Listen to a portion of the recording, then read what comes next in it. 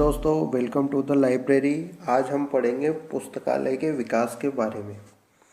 तो इसको समझना बहुत ज़रूरी है। इससे डायरेक्ट क्वेश्चन आते हैं कॉलेज की एग्ज़ामों में, और एक आध क्वेश्चन आ भी सकता है नेट के लिए, लेकिन कॉलेज की एग्ज़ाम में इससे अधिकतर क्वेश्चन पूछे जाते हैं। तो सबसे पहले देख लेते हैं, जैसे कि पुस्तकालय। तो पुस्तकालय एक सामाजिक संस्था है। अब ये किसके अकॉर्डिंग है? तो ये रंगनाथन जी के अकॉर्डिंग है कि पुस्तकालय एक सामाजिक संस्था है जो सभी को पुस्तकें पढ़ने के लिए प्रदान करती है, और जो पुस्तकें नहीं पढ़ते हैं ये उनको भी पढ़ने के लिए प्रेरित करती है। अब पुस्तकालय का महत्व एवं उपयोगिता देख लेते हैं कि साहब इसकी महत्व और उपयोगिता क्या है जब हम इसका विकास पढ़ रहे हैं। तो इसकी महत्व और उपयोगिता यही है कि ये सामाजिक, राजनीतिक, आर्थिक और सांस्कृतिक विकास में भूमिका अदा करता है, और इसे लोक विश्वविद्यालय की संज्ञा दी गई है। लोक विश्वविद्यालय मतलब लोकल लोग जहाँ पे आसानी से जा सके, बोलचाल की भाषा में विश्वविद्यालय माना जाता है। जैसे कि एक इंसान है, अब वो कहीं स्कूल जाएगा, कॉलेज जाएगा, कहीं पे भी जाएगा, तो वो एक पर्टिकुलर टाइम तक वहाँ पे पढ़ सकता है। लेकिन यहाँ पे क्या है कि कुछ एक मामूली सी फीस देके वो अपने जीवन भर इससे जुड़ा रह सकता है और जीवन भर यहाँ पे अध्ययन कर सकता है। और इसकी और अगर आपको भूमिका जाननी है तो मैंने एक वीडियो बना रखा है पुस्तकालय की भूमिका, वो देख लेना, अच्छे से समझ में आ जाएगा। अब हम आगे चलते हैं। तो इसके विकास के कुछ चरण हैं। जैसे सबसे पहले चरण है भंडार गृह के रूप में, फिर दूसरा है आधुनिक पुस्तकालय, और तीसरा है सूचना केंद्र। तो इसमें जब हम ये वाले पॉइंट को देखते हैं, पहले वाले को, तो हमको याद आता है वो वाला ज़माना जब बिल्कुल महाभारत और ये सब चलता था, जब का ज़माना याद आ जाता है कि पहले पुस्तकालय भंडार गृह के रूप में हुआ करते थे। ऐसा नहीं था कि कोई भी चला गया जाके बैठ गया पढ़ने लग गया, ऐसा नहीं था। पहले ये निजी हुआ करते थे, और इनके अंदर ग्रंथ भी व्यक्ति के हिसाब से हुआ करते थे। जैसे कि मैं हूँ, तो अब मेरा खुद का एक भंडार गृह है जिसके अंदर खूब सारी किताबें हैं, उसमें मेरी रुचि के हिसाब से किताबें होगी, और जब मन करेगा तब खोलूँगा, जब मन करेगा तब बंद करूँगा, ऐसा सिस्टम था। तो वो टोटल मिला के एक लॉकर रूम का ही काम करता था। फिर इसके बाद में आए आधुनिक पुस्तकालय। आधुनिक पुस्तकालय वो पुस्तकालय जिनको अपन आजकल देखते हैं, जहाँ पे कोई भी जा सकता है, बिना भेदभाव के बैठ सकता है, अच्छे से पढ़ाई कर सकता है, और जो भी कुछ करना है, जितनी भी पत्र पत्रिकाएँ, जितनी तरह से पुस्तकालय का फ़ायदा उठा सकता है, टोटल मिला के वो उठा लेता है। अब इसके बाद में आता है सूचना केंद्र। तो सूचना केंद्र क्या है? सूचना केंद्र यही जो देश में घट रहा है, जो नहीं घट रहा है, उसके सारे करंट अफेयर से रिलेटेड जानकारी यहाँ पुस्तकालय में तो होती ही होती है।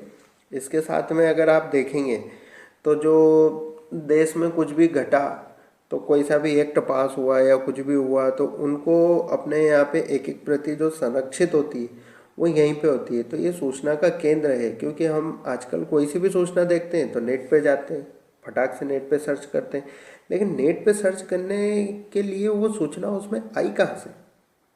उसका जो मुख्य सोर्स अगर आप देखेंगे तो वो होगा पुस्तकालय।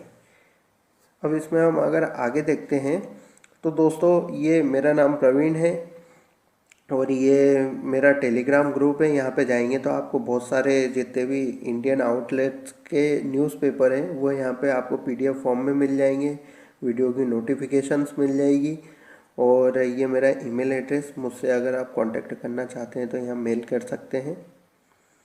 अब इसकी जो अवधारणा है, ये अवधारणा मतलब एक तरह से सोच कि आधुनिक पुस्तकालय बना कैसे, ये इसके बारे में। तो सबसे पहले तो क्या था कि सबसे पहले भंडार गृह था।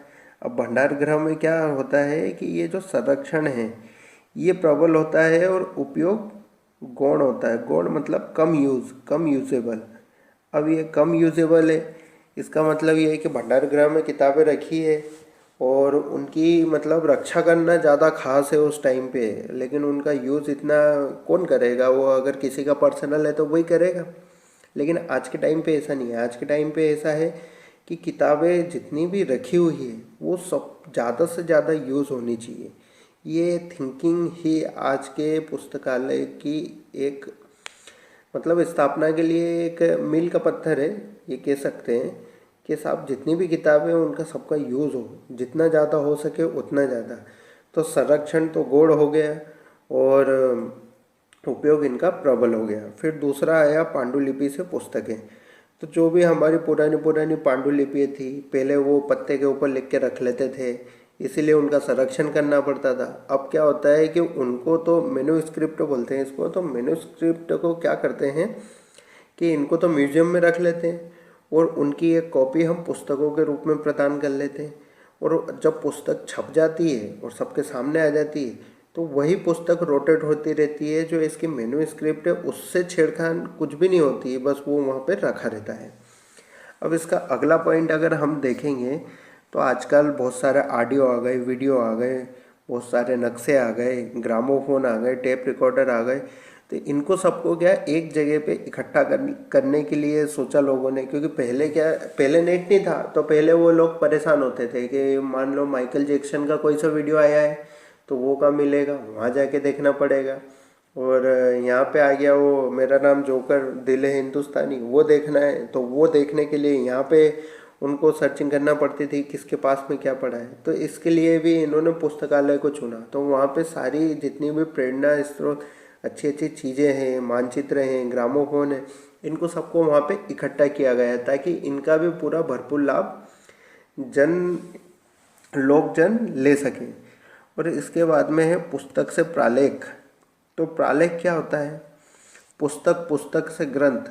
जैसे कि पहले चलता था ना कि विष्णु शर्मा की पुस्तक आई, वो पंचतंत्र, और फिर फलाने कोई से लेखक की पुस्तक आ गई, तो उन सारी कहानियों को मिला के एक बड़ा सा ग्रंथ बना दिया। जैसे कि अगर हम देखें तो महाभारत देख सकते हैं, रामायण देख सकते हैं।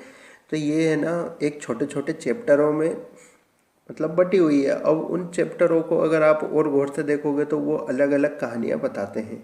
सेम इट इज़ बहुत सारी पुस्तकों को मिला के एक ग्रंथ बना दिया। ग्रंथ से प्रालेख, प्रालेख से मतलब बहुत बड़ा महाग्रंथ बना दिया। तो हुआ क्या है कि अगर किसी को पढ़ना है तो वो डायरेक्ट अगर प्रालेख उठा लेगा तो उसको पुस्तक के अलावा और भी बाकी की जानकारी मिल सकेगी। इस सोच ने भी बड़े बड़े प्रालेख बनाए और बड़े बड़े प्रालेखों को रखने के लिए जगह की आवश्यकता थी जहाँ पे लोग आसानी से इन्हें पढ़ सकें, उसके लिए पुस्तकालय की आवश्यकता थी। तो ये हो गया सिस्टम। अब इसमें अगर हम आगे देखें तो अगर हमको कहीं पे पुस्तकालय लगाना है, साहब हमको एक पुस्तकालय खोलना है, अब खोलने के लिए उसमें क्या क्या चीज़ होनी चाहिए, पहले से वो चीज़ अपने पास में होनी चाहिए तभी जाके वो खोल सकेंगे। तो वो है साहित्य का विद्यमान होना। तो इसका मतलब ये है कि जहाँ हमारे पास में खूब सारी किताबें होना चाहिए साहब, खूब सारी किताबें और खूब सारा साहित्य, सभी तरह का साहित्य होना चाहिए, जब भी जाके तो हम पुस्तकालय खोल सकते हैं। ऐसा तो नहीं है कि हम 4 मैगजीन 5 मैगजीन लेके बैठ गए और बोले कि लोग पुस्तकालय खुल गया। अगर कोई दूसरा इंटरेस्ट का व्यक्ति आया तो उसके लिए हमारे पास में कुछ होगा नहीं, इसलिए हमारे पास में सभी तरह का साहित्य विद्यमान होना चाहिए। फिर दूसरी बात यह है कि साहित्य का गुणवत्तापूर्ण होना। अब साहित्य गुणवत्तापूर्ण भी होना चाहिए, ऐसा नहीं है कि वो कहीं से भी कैसे भी आया, उसकी सत्यता का कोई प्रमाण ही नहीं है। उसमें जो लिखा है वो हर किसी ने लिख दिया, क्या पता वो अपवाह लिख दे, क्या पता उसमें कुछ और चीज़ लिखी हो। तो साहित्य का गुणवत्तापूर्ण भी होना चाहिए। अब तीसरी जो दशा है वो है कि साक्षरता।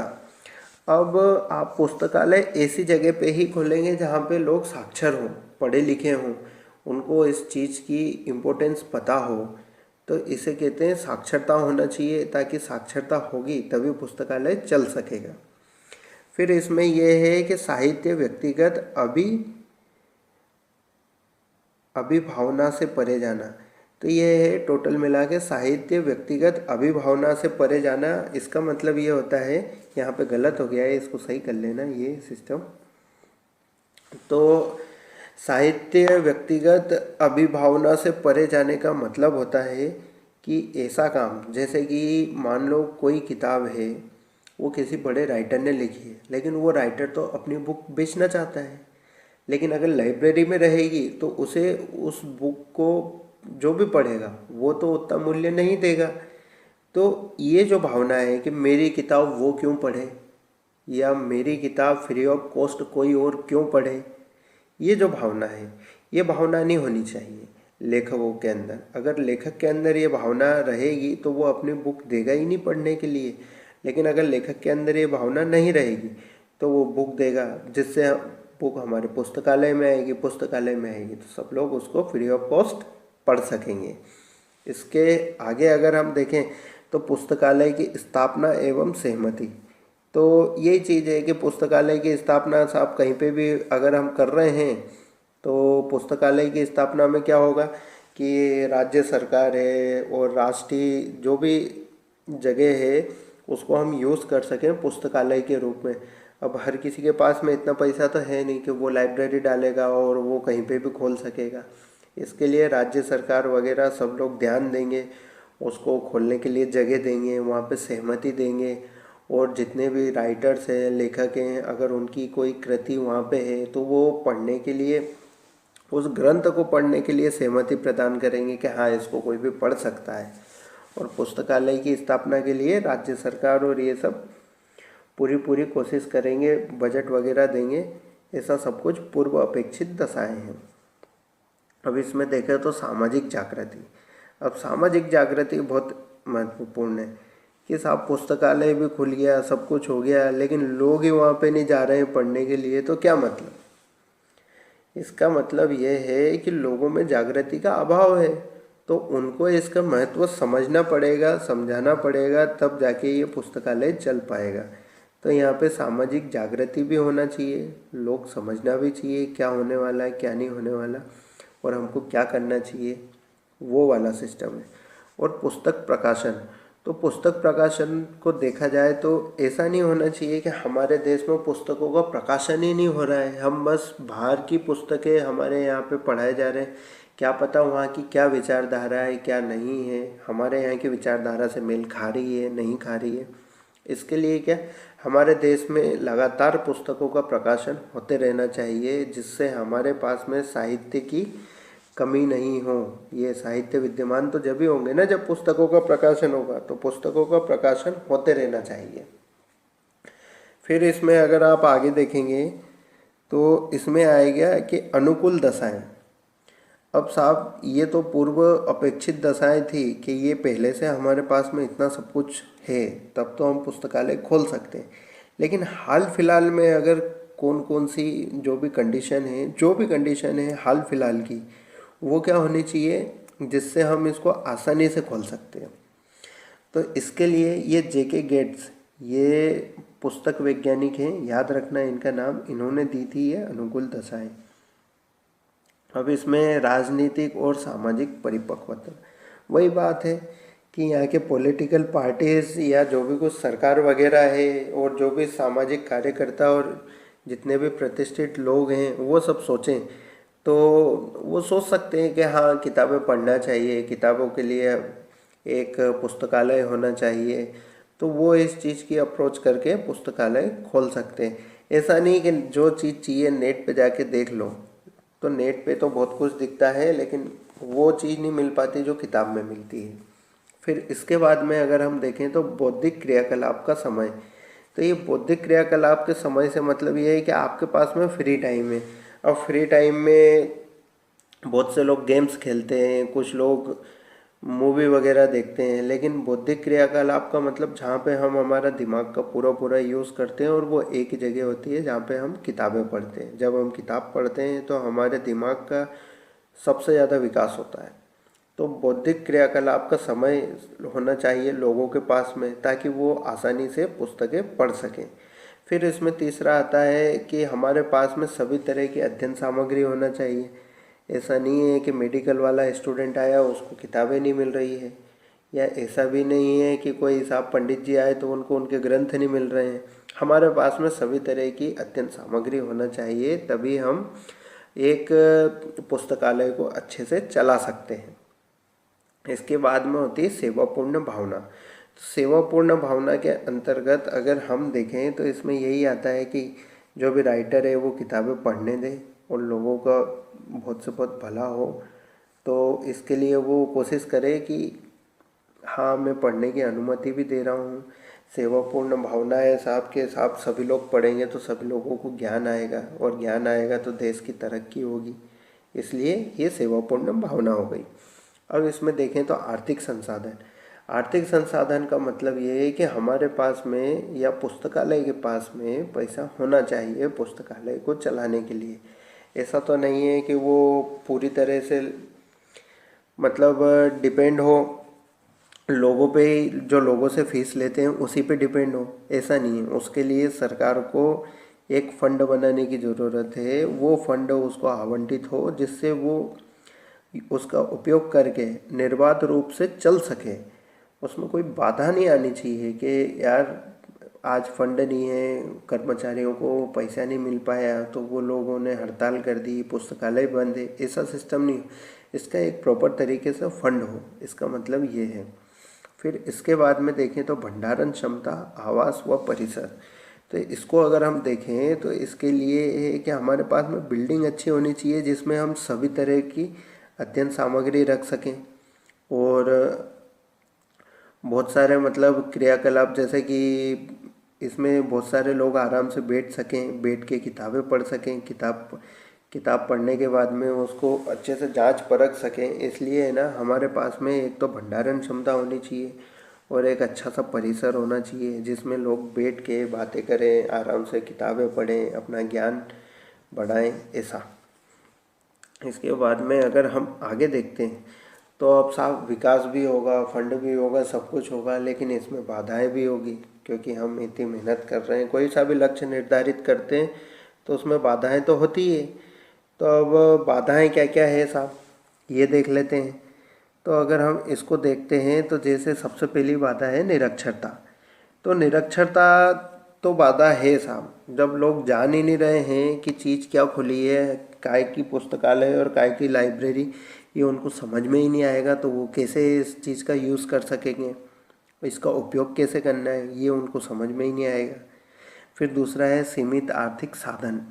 तो जब हमारे पास में फंड्स की कमी होगी तो साहित्य की कमी होगी, कर्मचारियों का अभाव होगा, सुविधाओं का अभाव होगा, तो ये भी एक बाधा है। फिर इसमें साहित्य का अभाव, वैज्ञानिक तकनीकी, तो ये सबसे बड़ा अभाव है कि हमारे पास में आज भी साहित्य तो बहुत सारे हैं लेकिन जो वैज्ञानिक साहित्य हैं वो सभी भाषाओं में उपलब्ध नहीं है, मेनली इंग्लिश में उपलब्ध है। बाकी जितना भी साहित्य है वो जो अपर मतलब हाईएस्ट क्लास के जितने भी वो साहित्य हैं वो सब इंग्लिश लैंग्वेज में मिलेंगे, हिंदी में नहीं मिलेंगे। तो ये साहित्य का अभाव है क्योंकि लोकल लोग उस लेवल तक नहीं पहुंच पाते कि वो दूसरी लैंग्वेज में ज्ञान अर्जित कर सकें, तो उनको अपनी लैंग्वेज में भी ज्ञान चाहिए होता है, तो वो वाला साहित्य चाहिए होता है। अब वो वाला साहित्य नहीं मिल पाता तो ये भी एक बाधा है। फिर इसमें होता है जनसंख्या बिखराव। अब जनसंख्या बिखराव से मतलब ये है कि बहुत सारी जनसंख्या है साहब गाँव में रहती है।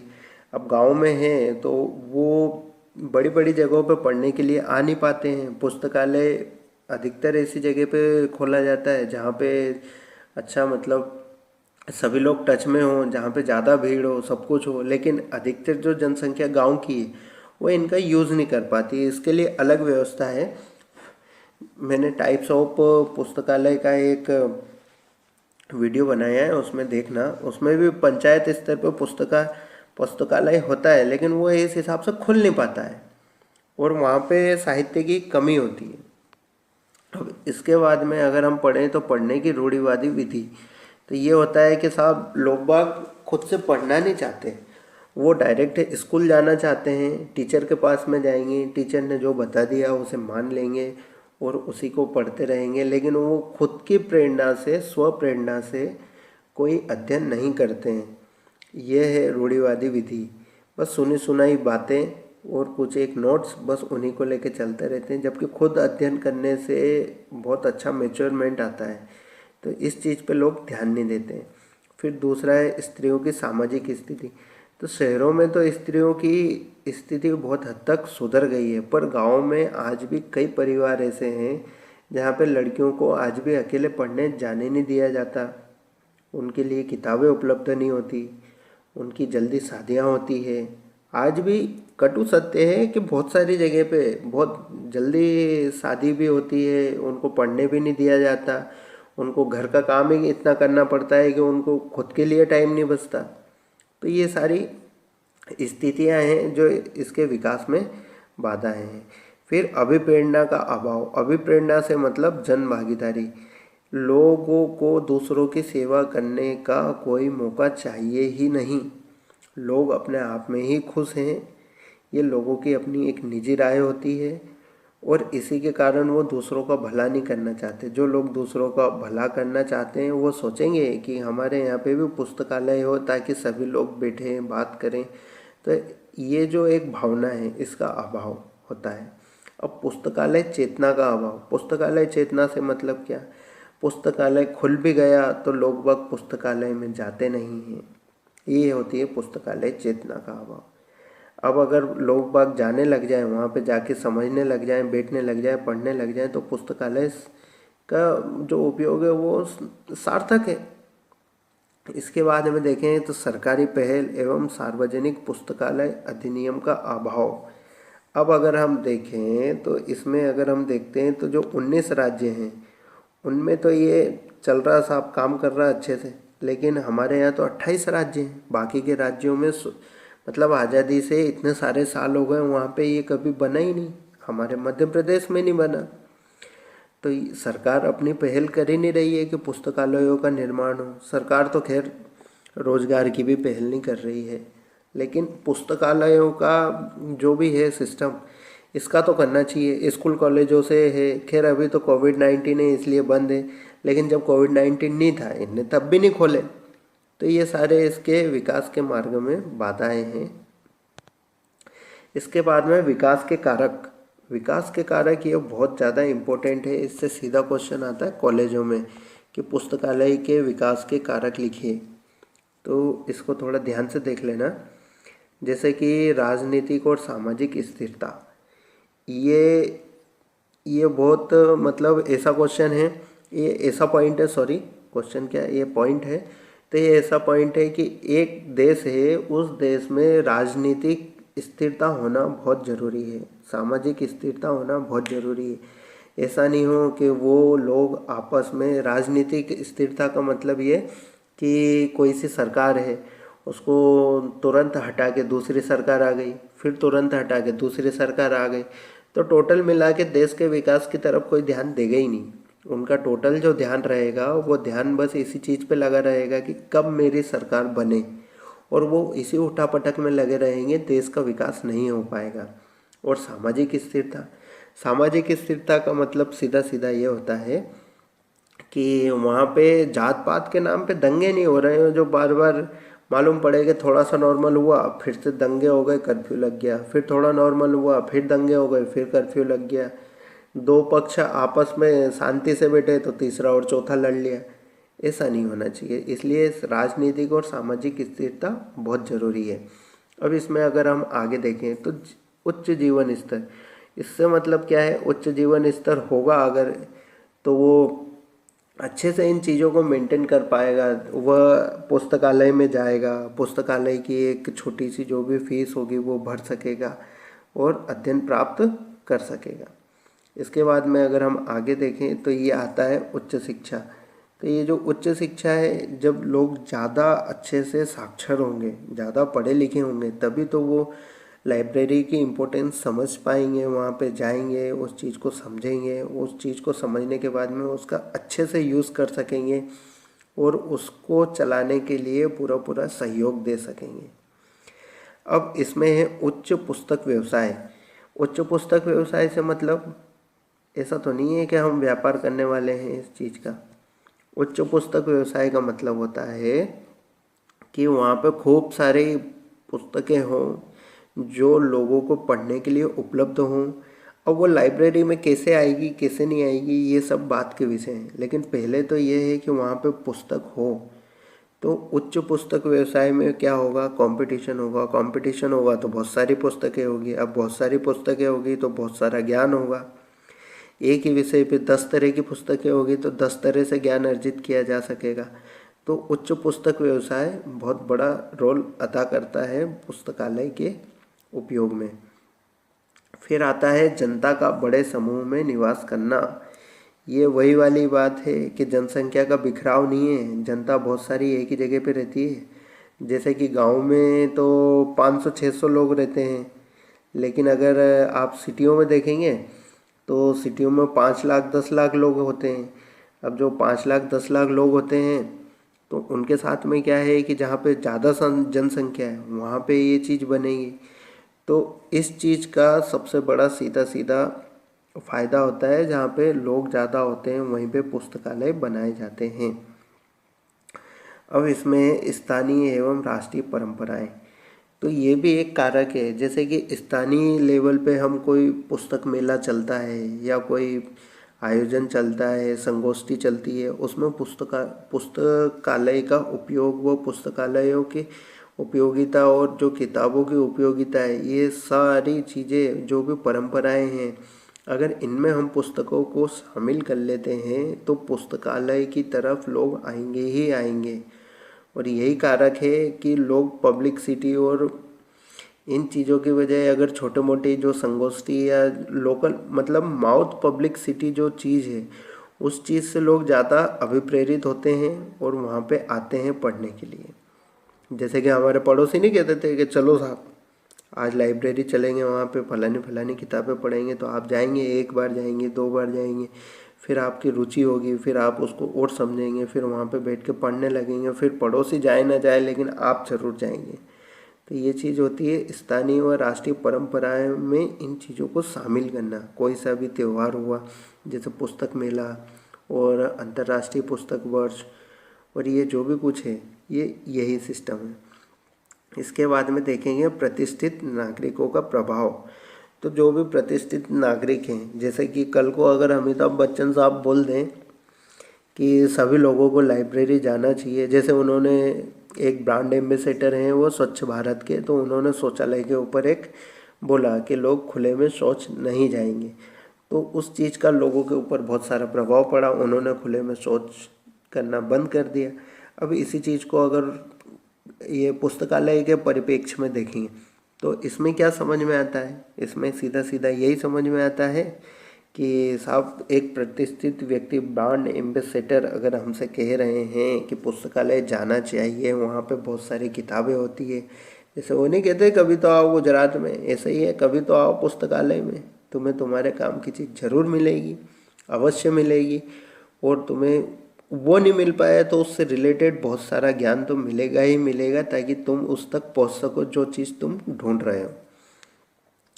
अब इसके बाद में देखें तो राष्ट्रीय और प्रादेशिक व स्थानीय सरकारों के प्रोत्साहन, तो इसमें सीधा सीधा ये है कि साहब प्रोत्साहन तो मिलते रहना चाहिए, ऐसा नहीं हो कि लोग डिप्रेस हो जाएं। तो लोगों का है ये तो पुस्तकालय है तो सरकारें प्रोत्साहन दें, यहाँ पे जो भी कर्मचारी हैं उन्हें वक्त पे पेमेंट कर दें और वहाँ पे अच्छे से अच्छी सुविधा मुहैया करवाएं अपनी तरफ से। तो ये जो उनको प्रोत्साहन मिलेगा तो इससे पुस्तकालय बहुत अच्छी तरह से चल सकेगा। और सबसे बड़ी बात, ये सारे कारक अपनी जगह और ये एक कारक अपनी जगह, जन भागीदारी होगी तो ये सारी चीज़ें वैलिड है, नहीं तो ये सारी चीज़ें अनवैलिड सी लगती है कि यार जन भागीदारी ही नहीं है, लोग ही नहीं आ रहे हैं, कुछ हो ही नहीं रहा है, तो अब हम इस चीज़ का क्या करेंगे। तो ये सीधा सीधा सिस्टम है विकास के कारक का। अब इसके बाद में देखें तो एक ये है विशेष कथन, ये नेट की एग्ज़ाम में पूछा जा सकता है कि ये साहब किसने बोला था कि अज्ञानियों के द्वार तक निःशुल्क ज्ञान को ले जाना, उसको सत्य के पथ पर अग्रसर करना सबसे बड़ा दान है। तो ये मनु ने बोला था, इसको याद रखना कि इसको मनु ने बोला था। तो दोस्तों आज के लिए इतना ही। अब अपन नेक्स्ट वीडियो जब भी लेके आएंगे तो आपको नोटिफिकेशन मिल जाएगा। सब्सक्राइब करते रहा करो यार, जो भी है सब देखेंगे अब।